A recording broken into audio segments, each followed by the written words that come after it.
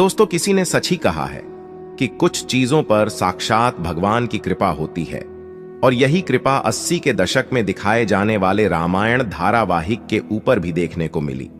तभी तो बालक रूपी भगवान राम और कौवे वाले सीन को लेकर कलाकारों का कई घंटों तक भूखे प्यासे काम करना, ये सब कुछ ऐसे हुआ मानो ईश्वर खुद इस धारावाहिक को बना रहे हों। लेकिन यह सब हुआ कैसे और किस तरह इस धारावाहिक को शूट करने के दौरान कलाकारों ने चमत्कार अनुभव किए, जिसकी कल्पना कर पाना भी असंभव लगता है। रामानंद सागर जी के रामायण धारावाहिक में ऐसी बहुत सी घटनाएं घटी हैं जिनके बारे में जानकर आपके भी होश उड़ जाएंगे। रामानंद सागर जी का रामायण 1997 में पहला एपिसोड दूरदर्शन पर देश के सबसे पहले धार्मिक सीरियल रामायण का प्रसारण हुआ था। रामानंद सागर जी ने सीरियल को बनाने में पानी की तरह पैसा बहा दिए।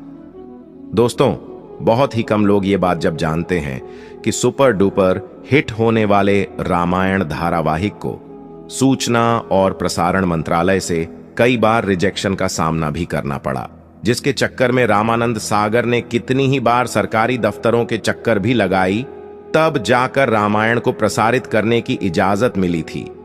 सबसे पहले रामानंद सागर जी ने रामायण का एक सैंपल एपिसोड सूचना और प्रसारण मंत्रालय के अधिकारियों को दिखाया, जिसके बाद उन्होंने पहली दफा रिजेक्ट कर दिया था। सरकारी अधिकारियों के अनुसार इस धारावाहिक में माता सीता को कट स्लीव पहने हुए दिखाया गया था। साथ ही उन्होंने कुछ और बदलाव का भी जिक्र किया, जिसके बाद रामानंद सागर ने दोबारा से शूटिंग करके पहला एपिसोड तैयार करवाया और फिर उसको दिखाया गया। लेकिन उस एपिसोड को भी प्रसारण मंत्रालय द्वारा रिजेक्ट कर दिया गया और फिर एक बार और रामानंद सागर ने सैंपल एपिसोड तैयार किया, लेकिन उसे भी रिजेक्ट कर दिया गया।